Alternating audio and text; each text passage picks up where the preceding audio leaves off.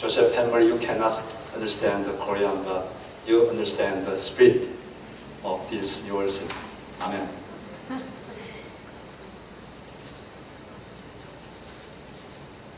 자, 로마서 8장 14절로 18절 우리 같이 읽도록 하겠습니다. 시작. 무릇 하나님의 영으로 인도함을 받는 사람은 곧 하나님의 아들이라. 너희는 다시 무수하는 종의영을 받지 아니하고 양자영을 받았으므로 우리가 아빠 아버지라고 부르짖느니라. 성령이 친히 우리의 영과 더불어 우리가 하나님의 자녀인 것을 증언하시나니 자녀이면 또한 상속자 곧 하나님의 상속자라.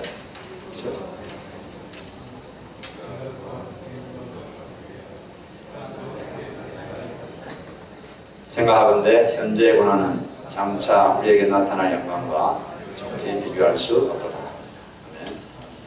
기도하겠습니다.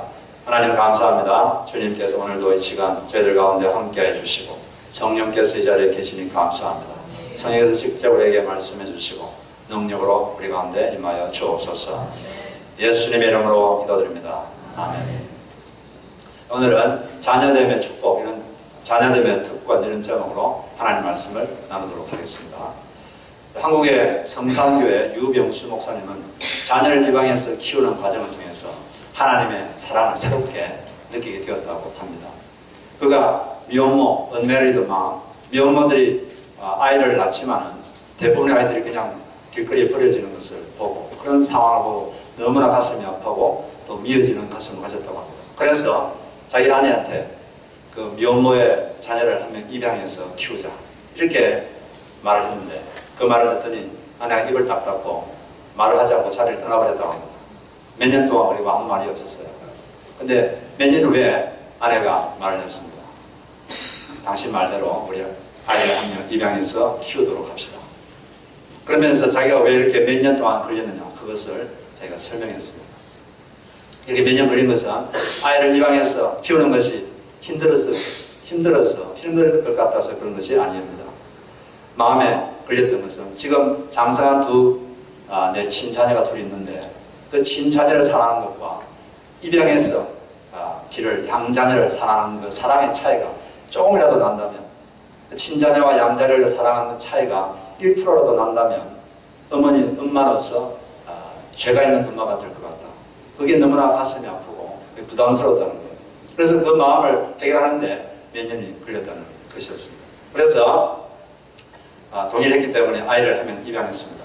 그 입양기관에 가니까 어떤 미혼모가 있는데 아무리 힘들더라도 아이를 낳을 테니까 그때가 3월달이었는데 8월달에 아이가 나올 텐데 꼭 괜찮은 부모를 소개시켜달라 해서 5개월을 기다려가지고 그 아이를 입양했습니다. 그리고 아이를 길렀어요. 지금은 6세인데 근데 아이를 기르면서 그 느꼈던 감정을 유병수 목사님 이렇게 말했습니다.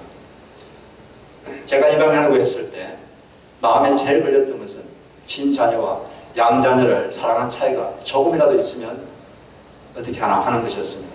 그런데 놀랐습니다.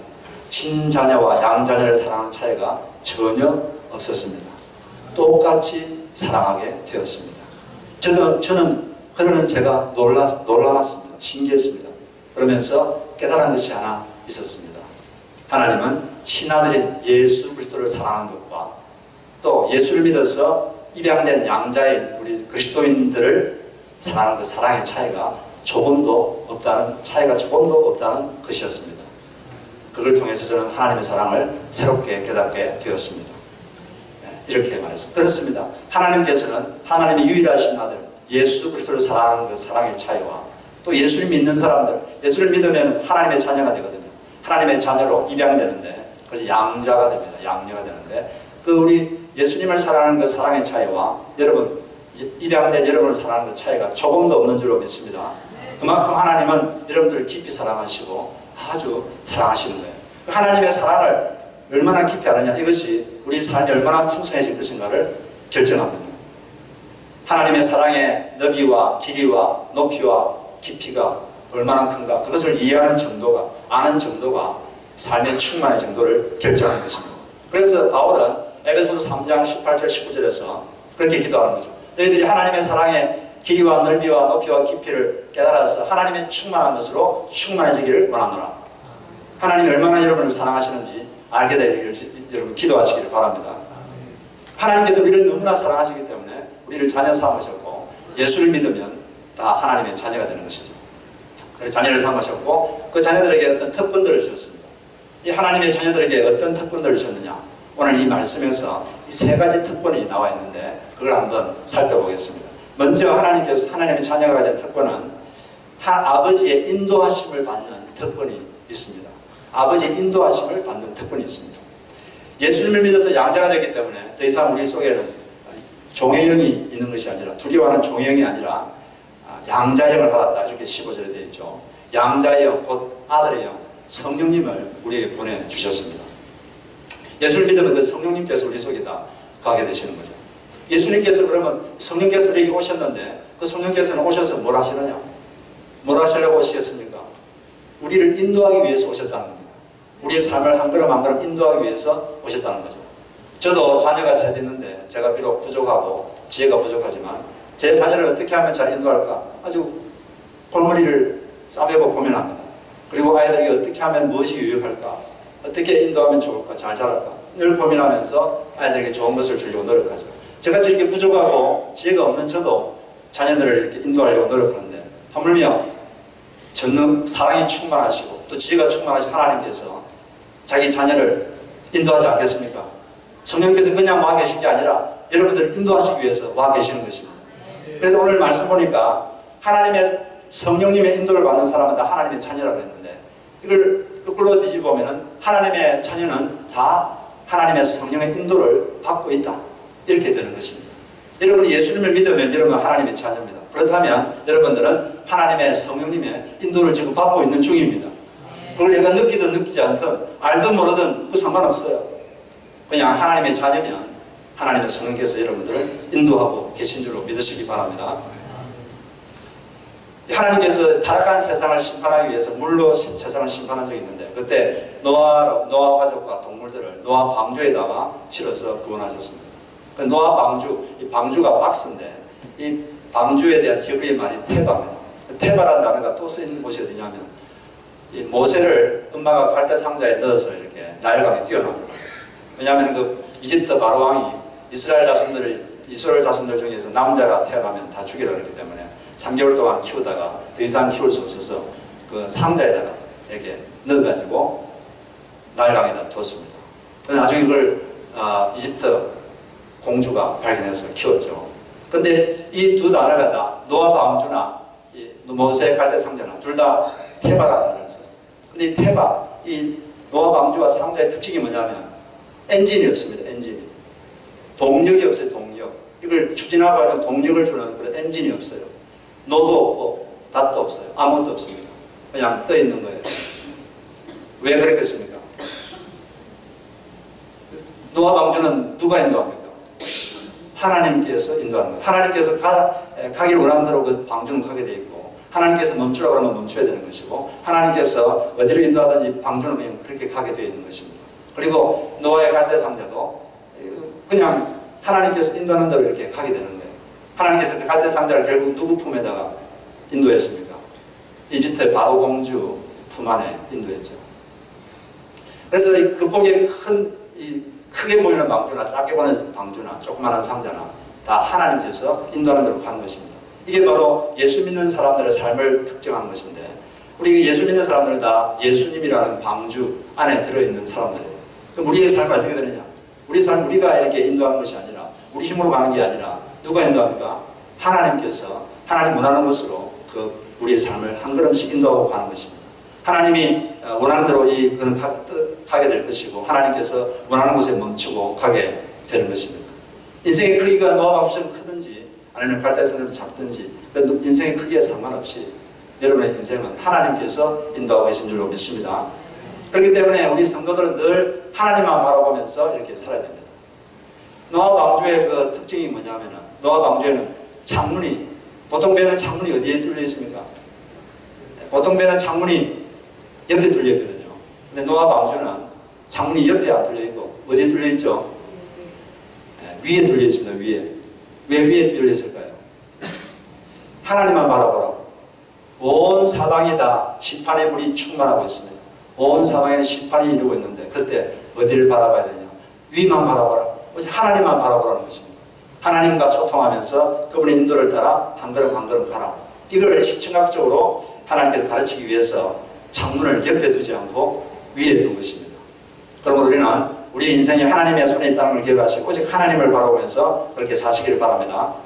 하나님께서는 자기를 또 나는 너희들의 목자다 이렇게 말했어요. 여호와는 나의 목자시니. 우리가 그러면 예수 믿는 사람마다 다 하나님이 양인데 양의 특징 중에 하나가 뭐냐면 양은 눈이 어두워요. 눈이 얼마냐면 디옵타 마이너스 10입니다. 디옵타 마이너스 10이면 눈 뜨면 1미터도 보이지 않습니다. 눈 뜬 봉사라고 그러죠. 그러니까 양은 목자가 없으면 방향 감각이 없어요. 그래서 내가 누구의 어떤 양의 목자다 그러면 그 목자가 해야 될 가장 기본적인 임무는 뭐냐면 그 양을 인도하는 것입니다. 어디로 가야 될지 모르니까 그 목자라 그러면서 양을 인도하지 않겠다. 그 말은 목자기를 포기하는 거죠. 하나님께서 우리의 목자라고 하신 말씀은 우리의 삶을 내가 인도하고야 말겠다. 그 결단을 하나님께서 우리에게 말씀하신 것입니다. 하나님께서는 우리 그 자신의 양을 어디로 인도하셨느냐? 어디로 인도하신다 그랬죠? 푸른 풀밭으로 인도하신다. 이렇게 말했어요. 푸른 풀밭을 목적지로 삼고 하나님께서 우리 자신의 양을 인도하고 있는 것입니다. 근데 사람들은 생각하기에 하나님이 나를 낭떠러지로 인도하고 있는 것 같다. 하나님이 내 인생을 가시밭길로 인도하고 있다. 이렇게 생각하는 사람들이 간혹 있는 것 같습니다. 근데 그것은 자기 생각이고 하나님의 말씀은 우리를 푸른 풀밭으로 인도하고 있다. 그게 하나님께서 양들을 인도하는 목적지다. 이렇게 말하고 있습니다. 그런데 그 가는 과정은 그 음침한 골짜기를 통과할 수도 있고 또 원수 앞을 지날 수도 있고 원수를 만날 수 있다고 그렇게 말하고 있어요. 그렇지만 목적지는 어디입니까? 푸른 풀밭이라고 말하고 있습니다. 결국 항상 푸른 풀밭은 아니지만 결국 푸른 풀밭으로 가게 되어 있는 것입니다. 그것이 하나님의 목적이기 때문에 그렇습니다. 하나님께서는 나를 바꾸시든지 아니면 환경을 바꾸시든지 우리가 푸른 풀밭에 살 수 있도록 그렇게 하십니다. 내가 바뀐다는 것은 내 시각이 바뀌는 거죠. 똑같은 것도 보는 시각에 따라서 다르거든요. 시각을 바꾸면 진흙탕도 아주 좋은 것으로 볼 수가 있습니다. 이 예수님께서 너희가 눈이 나쁘면 온 몸을 어두울 것이고 눈이 좋으면 온 몸이 밝을 것이다 이렇게 말했는데 그 눈이라는 것은 시각을 말해요. 시각이 좋으면 우리 존재가 다 밝게 살게 되고 이 보는 시각 관점이 나쁘면 나빠지게 되는 것입니다. 하나님께서는 입맛을 바꾸시든지 음식을 바꾸시든지 여하튼 참 맛있다 이런 고백이 우리 인생에 살면서 나오게 하시는 것입니다. 하나님을 신뢰하시고 사시기를 바랍니다. 근데 사람들은 하나님께서 평소에 자기 삶을 인도한다 이걸 아는데 삶이 자기가 원하는 대로 이렇게 가면은 하나님 나를 인도하신다고 생각하는데 자기가 원치 않은 방향으로 이 삶이 가면 하나님께서 나를 인도하지 않는다 이렇게 또 생각하는 좀 경향이 있는 것 같습니다. 그런데 하나님께서 말씀하시기를 범사에 그를 인정하라고 그랬어요. 범사에 인정한다는 게 뭐냐면 모든 환경은 하나님께서 나에게 가장 알맞다고 생각해서 주신 환경이다. 하나님께서 이 환경을 내게 베풀어 주신 것이다. 이걸 인정하는 것입니다. 그런데 하나님께서 자기의 삶을 인도하시겠다고 약속하셨어요.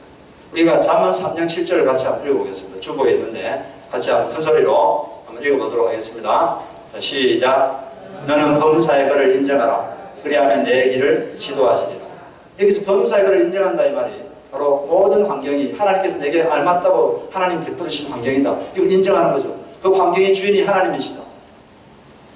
그걸 인정하는 겁니다. 다윗은 바로 범사에 하나님을 인정했던 사람입니다. 모든 환경을 하나님의 주권을 인정했고 하나님이 나에게 베풀어준 환경이 이걸 인정했던 사람이에요. 여러분 오늘 그 생명의 삶 큐티 본문이 어디입니까?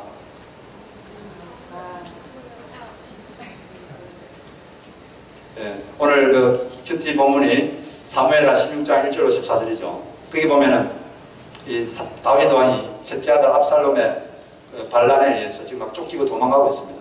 지금은 신발도 못 신고 울면서 막 도망가고 있어요. 그런데 그때 이 시므이라는 사람이 평소에 별로 안 좋은 감정을 가지고 시므이라는 사람이 그 다윗 왕을 향해서 그리고 다윗 왕과 일행을 향해서 막 돌멩이를 던지면서 저주하고 굴욕적인 말을 합니다. 이 불안당아 꺼져라 꺼져 막 그런 돌멩이 던지면서 막 욕을 합니다. 저주를 하고 모욕을 하고 막 그런. 그러니까 옆에 있던 아주 그 힘센 장군들이 임금님 저 개 같은 자의 목을 당장 따오도록 하겠습니다. 그러니까 다윗이 어떻게 했습니까? 당장 나와라 그랬습니까? 그렇게 하지 않고 사무엘하 16장 11절 12절 보니까 이렇게 말하고 있어요. 이걸 제가 세 번역으로 읽어보면 나의 몸에서 태어난 자식도 나의 목숨을 노리고 있는데 이러한 때 하물며 저 베냐민 사람이야 더 말해 못하겠소. 주님께서 그에게 그렇게 하라고 시키신 것이니 그가 저주하게 내버려 두시오. 혹시 주님께서 나의 이 비참한 모습을 보시고 오늘 심하게 간 저주 대신에 오히려 나에게 좋은 것으로 갚아주실지 누가 알겠소. 하나님께서 이렇게 하신 것이다. 이것 때문에 하나님께서 나를 선하게 오히려 축복하실 것이다. 이렇게 해석하고 있습니다. 그럼 이 굴욕의 경험도 하나님께서 베푸신 환경임을 그는 인정했습니다. 그것도 하나님의 인도이다. 이걸 인정한 거죠. 그는 범사에 하나님을 인정한 것입니다. 그런 시므이가 돌을 던지고 욕할 때 그 옆에 있던 장군들은 살인의 충동을 느꼈습니다. 그런데 다윗은 이것을 축복의 재료로 생각했습니다. 그러니까 이 사람이 나를 억울하게 욕하고 있기 때문에 이 욕 때문에 하나님 이걸 들으시고 이것 때문에 나에게 선을 베풀어 줄 것이다. 이렇게 해석한 거예요. 해석이 믿음입니다. 좋게 해석하시길 바랍니다. 이렇게 범사 인정이 범사 감사의 근거가 되는 것입니다. 범사에 좋으신 아버지께서 이걸 내게 베풀어준 환경이라고 이걸 인정할 때 범사에 감사할 수 있는 거예요. 범사에 감사할 때 모든 일에 감사할 때 숨겨진 축복을 여러분이 체험하게 됩니다. 모든 상황에서 주님의 주인 되심을 인정하고 그분께 감사하고 찬양할 때 하나님께서 그 자리에 강력하게 임재하십니다. 그러면 악한 영들은 슬피 울며 떠나가게 됩니다. 그런 역사를 여러분 체험하시길 바랍니다. 하나님께서는 근데 왜 하나님께서는 이렇게 사랑하는 자식에게 고난을 면제해 주겠다 그렇게 되어 있지는 않습니다. 오늘 우리가 읽은 이 말씀 17절에 보면은 우리가 그리스도와 함께 고난을 받기 위하여 영광을 얻기 위하여 그와 함께 고난도 받아야 할 것이다. 이렇게 말하고 있습니다. 왜 하나님께서 우리에게 이렇게 많은 어려움을 통과하게 할까요? 가끔씩 우리가 음침한 골짜기도 통과하고 그러는데 그 핵심 이유는 딱 한 단어입니다. 준비시키십니다. 뭔가를 준비시키기 위해서 그렇게 통과하게 하시는 거예요. 준비시키신 이것이 핵심 이유입니다. 무엇을 준비시키시느냐? 하나님과 동행할 수 있는 사람으로 준비시키는 거예요. 그리고 앞으로 뭔가 할 일이 있는데 그 일을 위해서 우리를 준비시키기 위해서 그런 어려움을 거치게 하시는 것입니다. 우리는 그런 어려움을 통과할 때 내가 어디로 가는지 앞으로 어떻게 될지 알 수가 없습니다. 내가 가는 길을 알 수가 없어요. 그러나 나의 가는 길을 그가 아시나니 그가 나를 달리는 신 후에는 나를 수문같이 나오게 하시리라. 나는 내가 어디 가는지 알 필요 없어요. 누가 알고 있으면 됩니까? 하나님이 아시면 되는 그가 나의 가는 길을 아시나니 그가 나를 달리하신 후에는 내가 수문같이 나오리라. 할렐루야. 하나님께서는 여러분들을 지금 어떤 처지에 있는지 다 알고 계시고 이렇게 필요할 때 인도하게 하시는 것입니다. 저희 집 옆에 아주 큰 교회가 하나 있어요. 카트누드 철치라고 있는데 그 담임 목사님이 벨리스 콜이라는 목사님입니다. 이번 주에 저희 형님이 그 교회에 가서 그분의 간증을 집을 가져와서 제가 읽어봤는데 그게 그분이 어떻게 살았는지 아주 그 삶이 나와 있는데 그분은 중학생 때부터 술을 먹었어요. 아침에 일어나면 술을 잔뜩 먹고 술이 취한 채로 학교 가서 수업 듣고 그랬어요. 그리고 뭐 중학교 때부터 담배 피고 그리고 고등학교 때부터는 온갖 종류의 마약을 섭렵했어요. 그것도 그냥 한 게 아니라 정말 심하게 했어요. 그래서 너무 심하게 해가지고 자주 환각에 들어가고 환청, 자살 충동에 시달리고 완전히 그 갈 때까지 간 사람이에요. 그런데 이분이 대학생 때 극적으로 예수님을 만나게 됐습니다. 극적으로 예수님을 만났는데 근데 예수님 만났는데 그 만난 그 당시는 만나가지고 교회를 다니고 있었는데 만난 그 당시는 부모님과 4년 동안 전혀 연락도 하지 않고 있는 그런 상황이었어요. 그래서 이제 어느 날 자기 교회 가서 이제 예배를 드리려고 하는데 어떤 에바라고 하는 할머니가 아주 그 신령한 경건한 할머니인데 그분이 다가오더니 악수를 하면서 자기에게 갑자기 이렇게 말합니다. 어떤 일종의 예언의 말씀이죠. 하나님께서는 당신이 지금 부모님 집으로 가기를 원하십니다. 부모님께 가기를 원하십니다. 당신은 부모님께 가야 합니다. 이렇게 말하는 거예요. 그래서 4년 동안 연락도 안 했기 때문에 이 부모님이 자기를 받아줄지 안 받아줄지 그것도 확실하지 않습니다. 이 어머니는 이 자식 때문에 이 밤을 눈물로 밤을 지새운 적이 하루 이틀이 아니에요. 그래서 이제 전화를 걸었습니다. 어머니께. 어머니 전화를 하는데 어머니가 전화를 딱 받자마자 막 우시는 겁니다. 나중에 알고 보니까 이런 사연이 있었어요. 어머니도 바로 그 에바라는 그 할머니가 이 벨리스 폴리에게 그런 예언의 말씀을 할 때 이 어머니도 어떤 집회에 참석했어요. 집회에 참석했는데 그 설교자가 전혀 모르는 분인데 설교자가 설교를 막 하다가 갑자기 설교를 딱 끊더니 갑자기 이런 말을 했습니다. 이 중에 어떤 어머님이 계십니다. 그런데 당신은 4년 동안 마약과 술에 빠져 있는 아들을 보지 못했습니다. 그런데 그 아들이 변했습니다. 하나님께서 그 아들을 집으로 지금 보내시고 계십니다. 그런 말씀을 설교 중에 하는 거예요. 그리고 하고 끝나고 또 설교하고 이 어머니는 저게 나구나 이걸 알았다고 합니다. 근데 조금 있다가 아들이 같이 전화가 온 거예요. 할렐루야. 하나님께서 이 두 사람의 만남을 주선하신 거죠. 그래서 이 가정은 회복되었고 지금 이 목사님은 지금 카트노드 철치에 목회를 하고 계시죠. 하나님께서 어떻게든 하나님께 이 두 사람이 어느 위치에 있는지 보셨죠. 그걸 보시고 이 두 사람 만나게 하신 거예요. 하나님께서 여러분들이 지금 어느 위치에 있는지 어떤 사정에 있는지 다 알고 계십니다. 그리고 알고 계시고 만나야 될 사람들을 만나게 하시고 가야 할 것을 가게 하시고 피해야 될 것을 피하게 하시고 이게 하나님 인도하시는 거예요.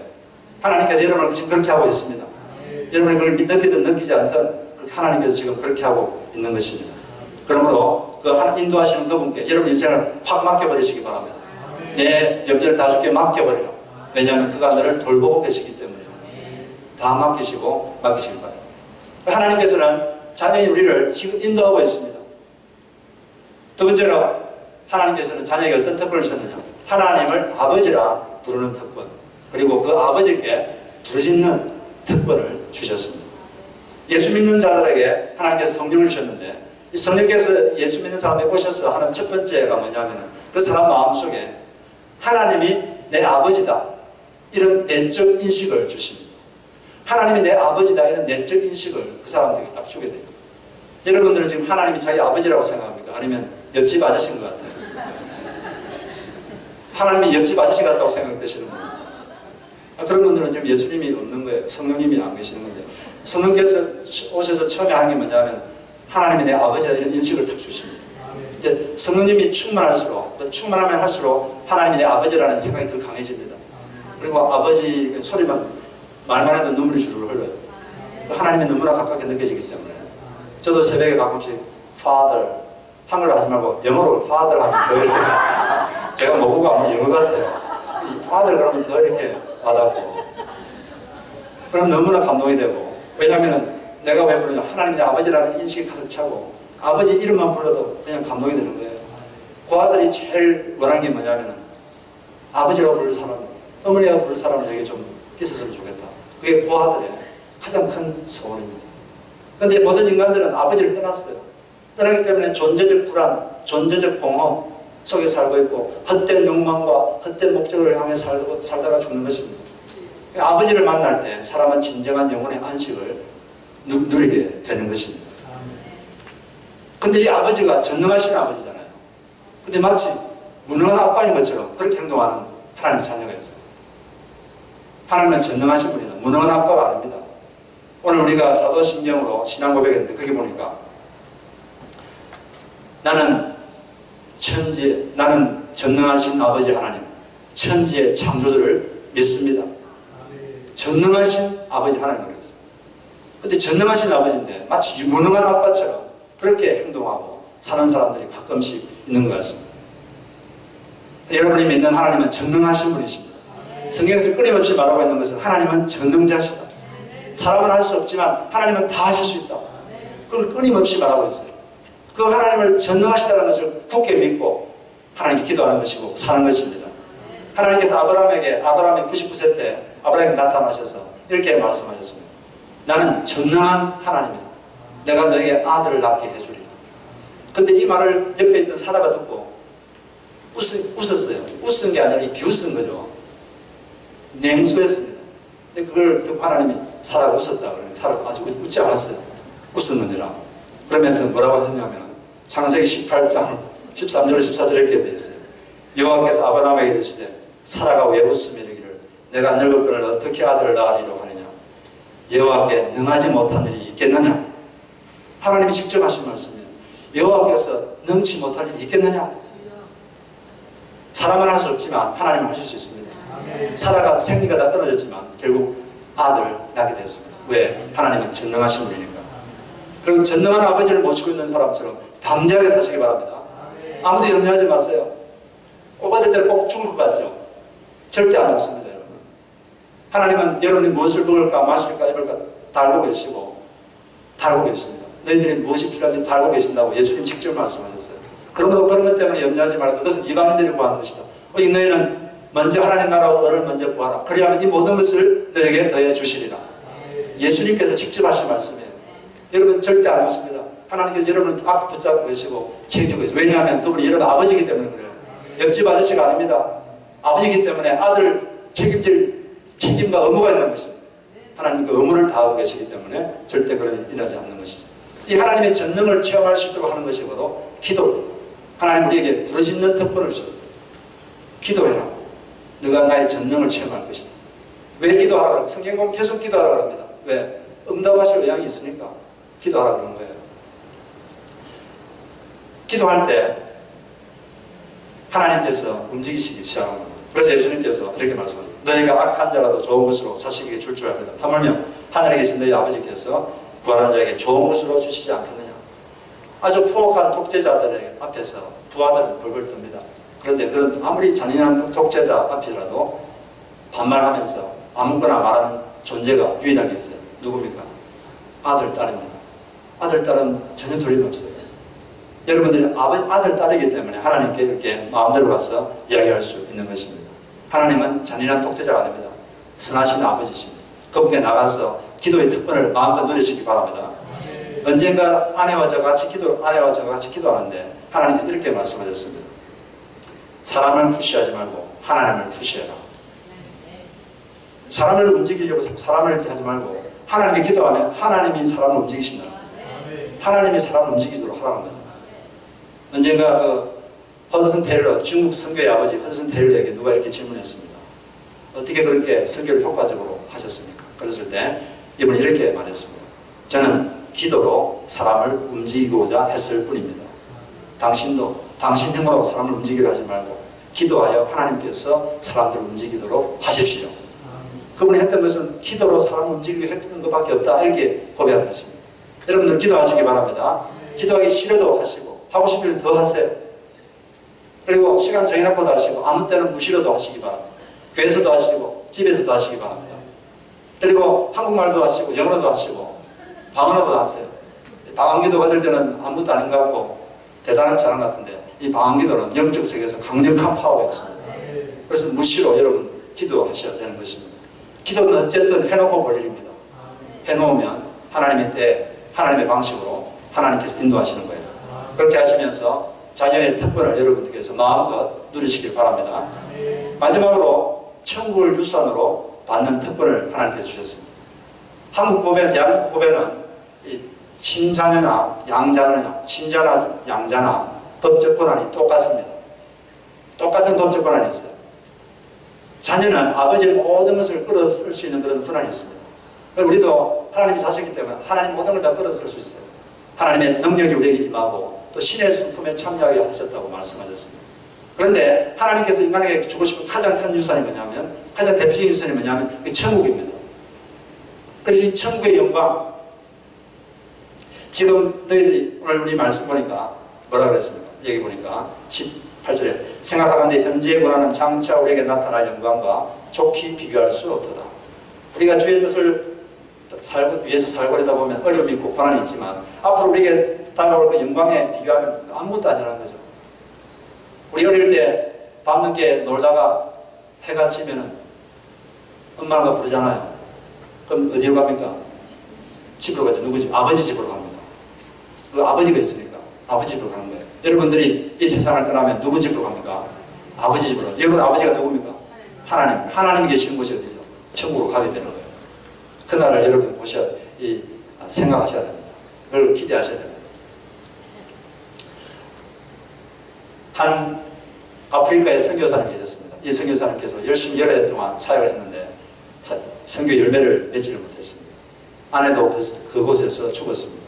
너무나 낙심해서 사역을 접기로 했습니다. 그래서 배를 타고 미국으로 오는데 마침 그 배에는 미국 대통령이 아프리카에서 사냥 휴가를 마치고 미국으로 돌아가고 있었어요. 그래서 그 같은 배를 탄 거죠. 그래서 이제 그 배가 샌프란시스코 항에 도착했습니다. 그러니까 갔다 온 대통령을 맞이하려고 많은 인파들이 몰려 있었고 환호하고 있었고 또 군함대들이 연주를 하고 있었습니다. 붉은 주단이 쫙 발려졌습니다. 그래서 환영한 거죠. 근데 인파들이 다 떠나고 이제 선교사님 내렸는데 선교사님을 맞이하는 사람은 아무도 없었어요. 너무나 마음이 쓸쓸했습니다. 휴가를 마치고 오는 대통령은 저렇게 환영하는데 선교지에서 고생하고 오는 나를 맞이하는 사람은 없구나. 그는 고독감과 실패감으로 정신없이 거리를 헤매고 있었습니다. 석양에 지는 거리를 헤매고 있었어요. 근데 바로 그때 한 음성이, 또렷한 음성이 들렸습니다. 내 사랑하는 아들아, 너는 아직 고향에 오지 않았다. 너가 고향에 오는 날 군함대의 나팔 소리가 아니라 정운천사의 나팔 소리로 너를 맞이해주마. 붉은 주단이 아니라 황금길로 너를 맞이해주마. 사람들의 환호 소리가 아니라 내가 직접 내 손을 잡아주마. 그 소리를 듣고 그는 하나님의 진리를 알지 못했던 자신을 회개했습니다. 그리고 다시 아프리카로 돌아가서 끝까지 충성했다고 합니다. 우리가 소망해야 될 것은 바로 하늘나라인 줄로 믿습니다. 아버지가 계시고 아버지지, 내가 자식이니까 아버지 계신 곳을 가야죠.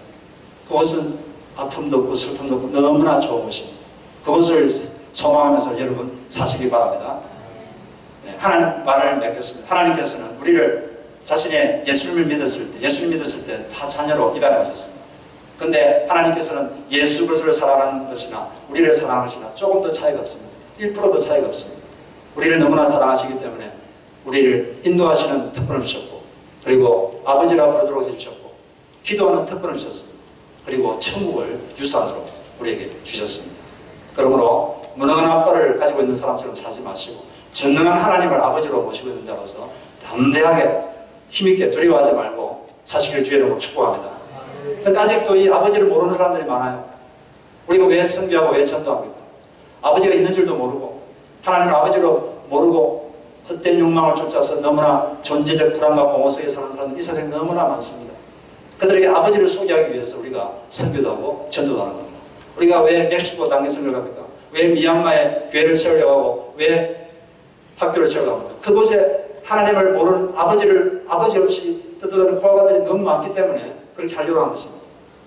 그런 과정에서 어려움도 있겠지만 우리는 계속 그 일을 해야 될 것입니다. 그런 여러분들 다 되시기를 주의 이름으로 축복합니다. 우리 같이 찬송 한곡 부르고 같이 기도하도록 하겠습니다.